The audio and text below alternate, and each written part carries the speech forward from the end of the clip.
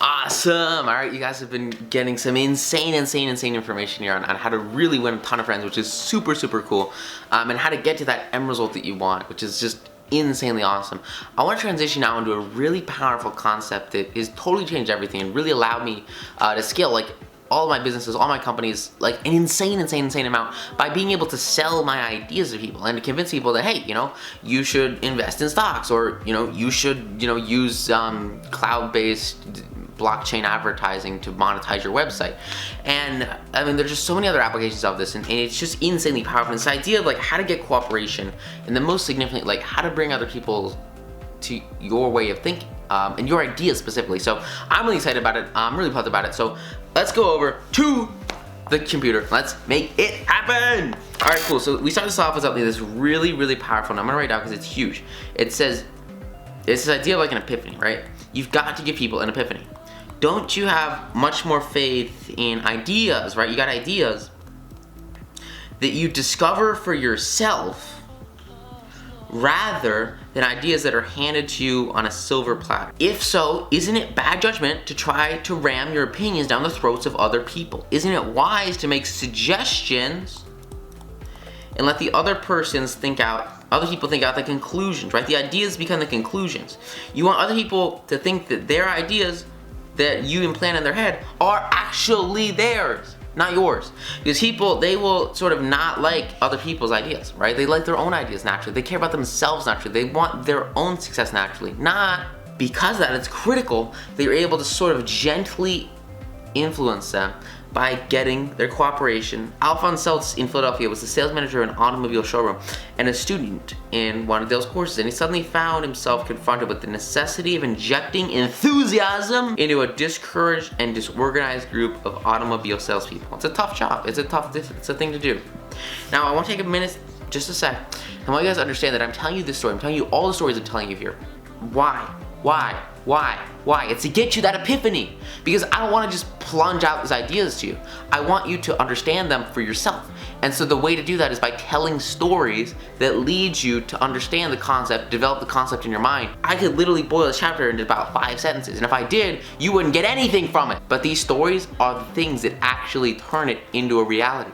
This is what actually implants in your mind and lets you remember it 5 years, 10 years, 20 years down the road, because you know the underlying mental. You might not know it consciously, but your subconscious remembers stories. Your subconscious knows. Your subconscious understands what's going on, and your subconscious will not forget stories. It might forget concepts, it might forget bullet points, but it's tough to forget the story about a guy in Philadelphia who was a sales manager in an automobile showroom.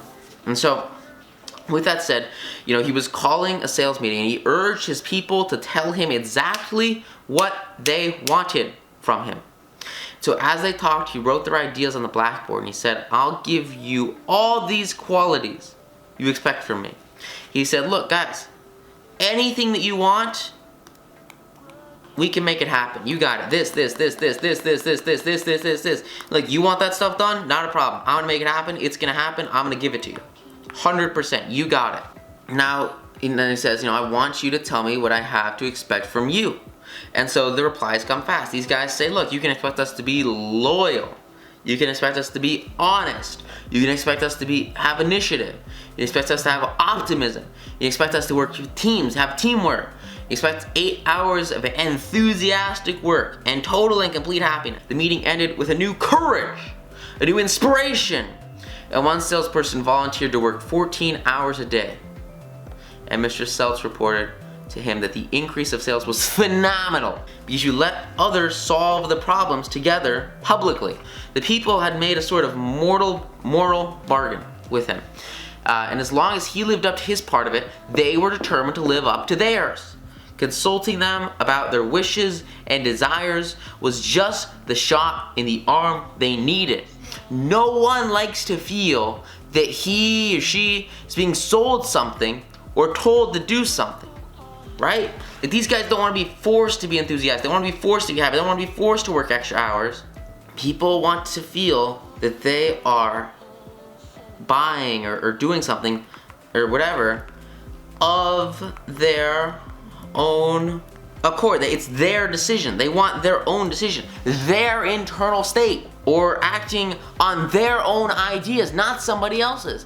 These people, these sales managers, they did not see working more hours as their boss's idea. They saw it as their own idea because they came up with it on their own. And that's why they stood with it much longer than they would have any idea that just happened to come out of their own mind. We look at this idea and it works in wishes, it works in wants, it works in thoughts, it works because it is fundamentally connected to who people are and why they think. Take the case of Eugene Wesson. He lost countless thousands of dollars in commissions before he learned this truth. Mr. Wesson sold sketches for a studio that created designs for styles and textile manufacturers.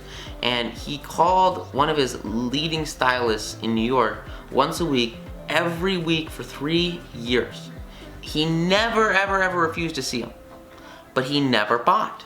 He always looked over his sketches very carefully and he said, "No, Wesson, I guess we don't." And over and over, he would try to sell this guy a sketch. It just wouldn't happen. He was like unable to do it. He was like, what is going on? After 150 failures, notice that this guy, and he's a successful guy, he's successful because he persists, because he keeps going, because he keeps pushing, because he keeps asking, because he keeps making that request, because he keeps going hard. He starts to have success. And he says, hey, what can I do here?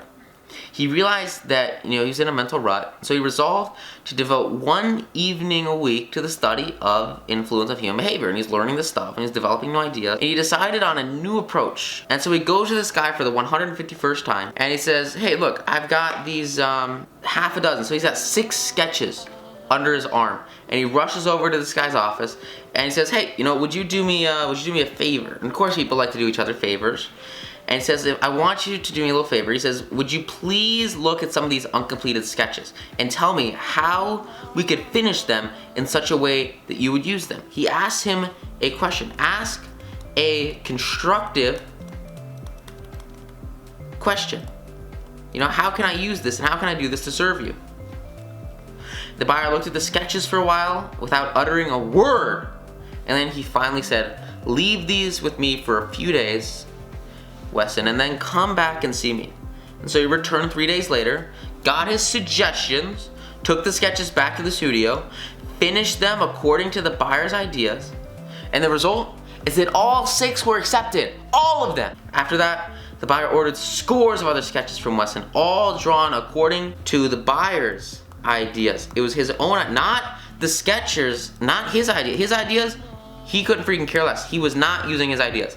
He was using the buyer's ideas, selling people what they tell you they want. He realized he failed for years to sell this guy because he'd urged him to buy what he thought he ought to have. But when he changed his approach completely and he urged him to give him the ideas that he wanted, this made him feel like he was creating the designs. And he was. Even though he wasn't the guy painting them, he wasn't the guy drawing on the pad. He was the one who mentally visualized it. He was the one who went out there and said, hey, look, this is what I want. This is the goal. This is the success. And this is what I want you to make. And so he was part of the process. And when you involve people in the process, they feel much more connected and committed to you. Because when you let the other person feel that the idea is his or hers, not only does the work become part of theirs in business or politics, but it works in all aspects of life. Because you're working on a fundamental concept of human intuition right here. Great example here with M. Davis, Tulsa, Oklahoma. Told his class how he applied this principle to his family and enjoyed one of the most interesting sightseeing vacation trips that they had ever taken. And he had long dreamt of visiting such historic sites as the Civil War battlefield at Gettysburg, Independence Hill, Pennsylvania, and the nation's capital in Jamestown.